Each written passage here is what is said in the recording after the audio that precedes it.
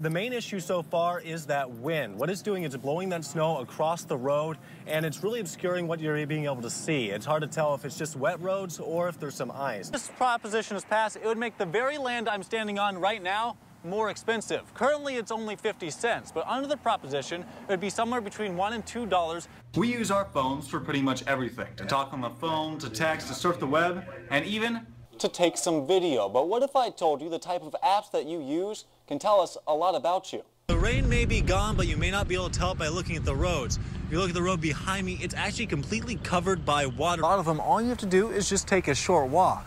Already, there's the Lofts just on 9th Street. And a block or so away is the new Shakespeare's construction.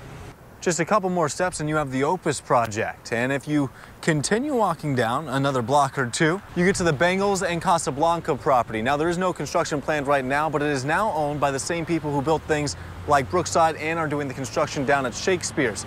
And if there is construction eventually on these properties, it would mark another major change to the Columbia landscape. Lawmakers don't normally work on Fridays, but there's usually a couple other people here instead of just me and the cameraman, just to demonstrate. Listen to the echo of this clap.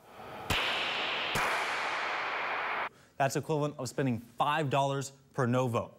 The other side only spent $5,000, and that's equivalent of spending less than 2/4 per vote, while also working with the units that are nearest to the emergency. All the while making sure they make the right type of response. All of this in just a matter of seconds. According to the Federal Reserve, 11% of the male workforce is missing. These able-bodied men, aged 25 to 54, are either unemployed or not looking for work. So I simply wanted to know why. I decided to start my search like any man trying to find work, looking through the classifieds. After a couple of hours, Tiger Towing agreed to talk to me. They lamented filling open positions isn't always easy. It takes probably about a month or so to find a decent driver, you know. I wanted to know how hard of a gig driving was, so I took a ride. There was plenty of lifting, pulling, and driving. Hard work for $10 an hour plus commission. Well, according to some reports, potential employees think work like this is just too hard, and they think they can have the same type of lifestyle drawing unemployment benefits. Debates, though, disagrees. I really don't understand it. I mean, I think you'd want to be more active. I think you'd want to be more productive with your life. I mean, you want to lead an example for your kids if you've got kids, you know. So I tried the job for myself.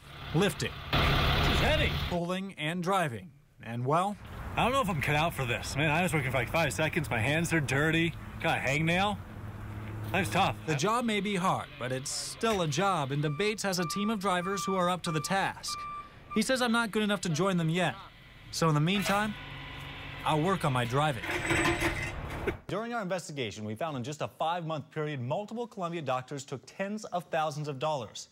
They range from royalties to things like developing new medical technology to money for things like meals and plane tickets to Germany.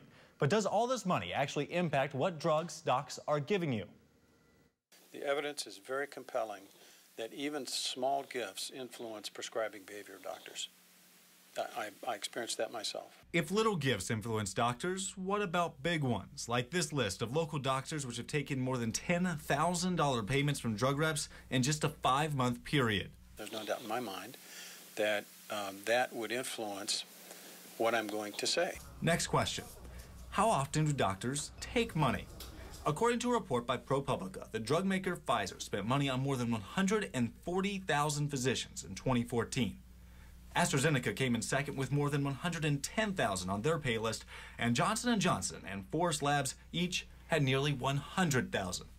And these companies are spending. According to Pew, in 2012, drug companies spent $3.1 billion on advertising directed towards us. And while that may sound like a lot, compared to what they spent on doctors, $15 billion in face-to-face promotional activities, and this money is going towards different things such as speaking engagements, consultation, trips, meals, and other gifts. But does this affect the quality of care? If you're worth something to the company, you're actually treating patients. And if you're treating patients, most people don't want to harm patients. And it's true. Doctors say quality of care has not dipped. They feel very strongly, and I agree with this actually, that they are doing good work for the good of society and the good of present and future patients. But the fact is that those relationships influence behavior. The reality is, drugs are expensive to make. Companies spend millions developing, researching, producing, marketing, and selling a product. These corporations are tasked with a near impossible balance of creating great drugs and making a profit. And a doctor's preference for one drug over another can have a big impact. These are controllable costs where we could have potentially the same outcome, the same high-value outcome for a patient with drug X that's a tenth the cost compared to drug Y that is 10 times that cost. Health costs have been on the rise, and a big reason is the cost of drugs. Drug companies need to make a profit, and appealing to docs is usually pretty effective. But a lot of this falls on the patient. Most people kind of come in and say, I don't want to do anything, do what you want to do and carry on. So it doesn't work that way. You have to be involved in your own care. You have to know what's going on. The money spent directly on doctors used to be much higher. Since reaching its height in 2007, spending directly on doctors has gotten harder and less common. In fact, companies such as GlaxoSmithKline have stopped payments to doctors as a marketing strategy. But maybe they're starting to realize now that there's a better way to do this. That maybe more of those resources will be used for actual research. Balancing care and profits. It creates a moral gray ground, leaving people to draw their own line. I sleep very well at night because I know that every day I'm trying to do the right thing. And I know that I went into medicine to take care of people, and I happen to make a good income along the way. And if you're going into medicine to make a good income, you might be disappointed. Michael? Thanks, Brittany. Legislative session just wrapped up just a little while ago, and it was a little anticlimactic. Gridlock in the Senate prevented a lot of bills that were passed by the House from actually making it to the governor's desk. But today marked the end of a crazy and hectic week. And joining me now is Representative Caleb Rowden of Columbia. How's it feel to finally be done after a week like this? Yeah, it feels good. It was an interesting year, and interesting, obviously, last week. But we're proud of what we accomplished. You know, outside of the last week, it was a very productive, efficient year, and I think a lot of good things are going to benefit Missourians. And like you said, it's an entire year. It's not just this last week. Yeah. Republicans control both the House and the Senate this year.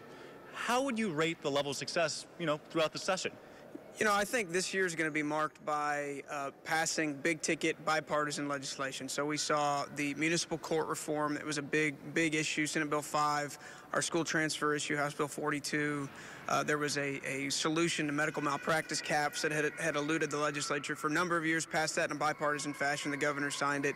Again, record funding for K-12 education, passed a budget early. So, a lot of good things and a lot of good accomplishments that our majority can point to, and certainly believe that we're pushing Missouri in the right direction. Well, thank you so much. Great job getting all the work accomplished. Have a fantastic summer. Thanks, and sir. that wraps it up for me as well. Reporting live from the state capitol, Michael Doudna, KME8 News.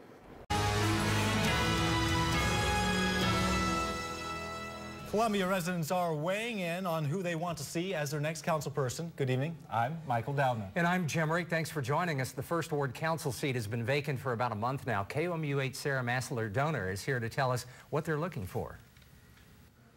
A manhunt ended with 2 arrests right outside of Jefferson City today. Now, we don't have a lot of information, but what we do know is that it ended at a dead-end rock quarry type area off of Catalina Road.